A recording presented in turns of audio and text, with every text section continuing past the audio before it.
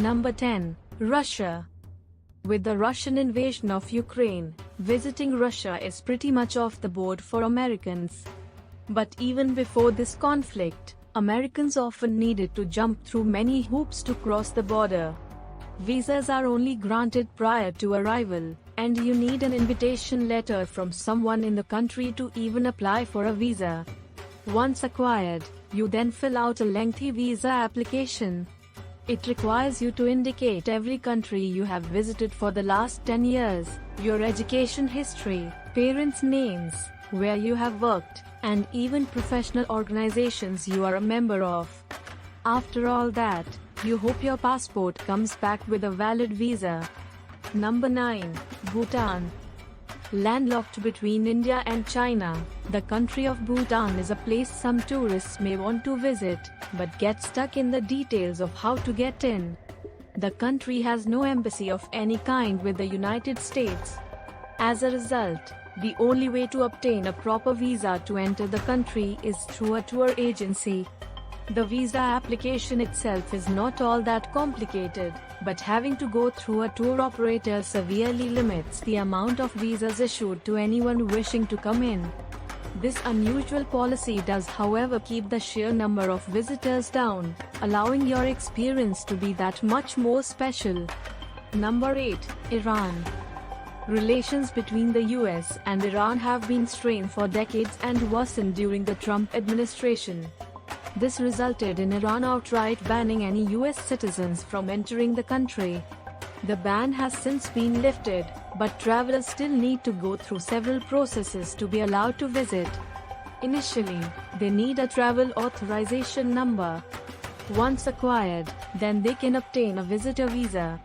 However, visitors cannot travel solo within the country, so tourists need to work with a guide to acquire their number and the visa in order to spend any time within the borders of Iran. Number 7. India. The subcontinent of India is often found on lists of favored destinations to experience culture in a unique form. For American visitors, the process of being able to visit there is not as simple as getting off the plane and talking to a customs agent. Visas need to be acquired long before you leave, and in some instances can be difficult to obtain. To travel for work, you need a letter from the employer, your employment contract, and additional paperwork. Tourists have it a little easier, but still need to provide a lot of details about the specifics of their trip. Number 6. Turkmenistan. Similar to other entries on this list, US visitors to this part of Central Asia will need a government-sanctioned letter of invitation.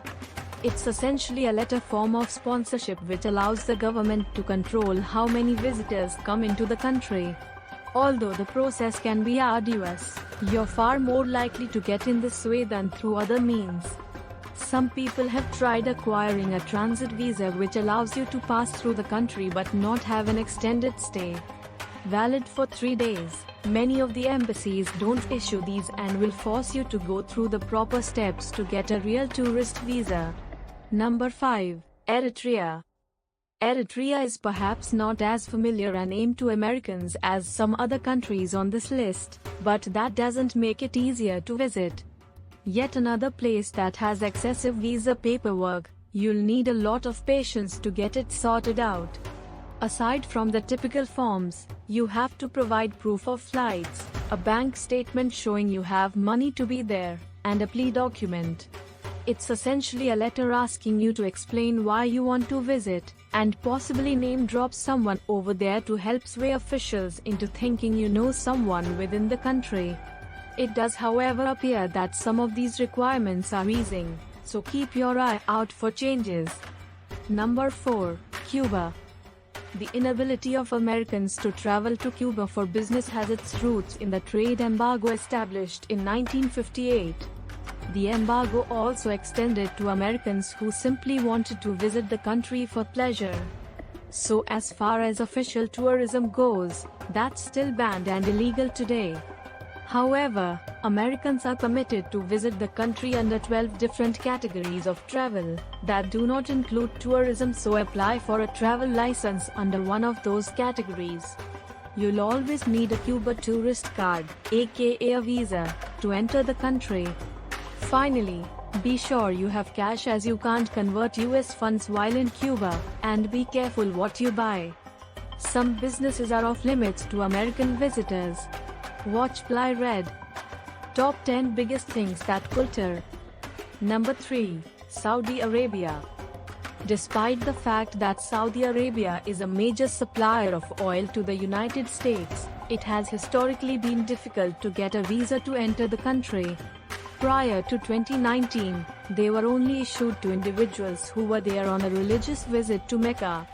Beyond that, no tourist visa was available and those from the US had little ability to visit. However, major changes have been pushing through Saudi Arabia since the election of Mohammed bin Salman, the Crown Prince of Saudi Arabia. For the first time, the country began offering visitation rights to many countries, including the USA. Only time will tell if this remains. Number 2. Iraq. Given the hostility that exists between these two countries, you may want to reconsider personal travel to this country. But should you proceed anyway, you'll need to go through their visa application process, and provide your passport, driver's license, a letter indicating why you are traveling there, and the appropriate fee. Be aware that both a copy and your original passport need to be sent to acquire the visa. In some cases, despite having filled out everything as needed, embassy officials have been known to just arbitrarily deny applications at random. Plus, the possibility of violence in the area may persuade you to travel elsewhere. Number 1. North Korea. As it stands now, North Korea is one of the few countries in the world that US citizens are outright banned from visiting. During the Trump administration, a ban on travel to the country was issued for anyone with an American passport. According to the US Bureau of Consular Affairs website, only very specific exceptions are made by the State Department themselves. Prior to the ban, personal travel was permitted, as long as you were on contract with a North Korean guide. This prevented any on-your-own exploration of the country, but at least you could visit. Only time will tell if the travel ban will be lifted.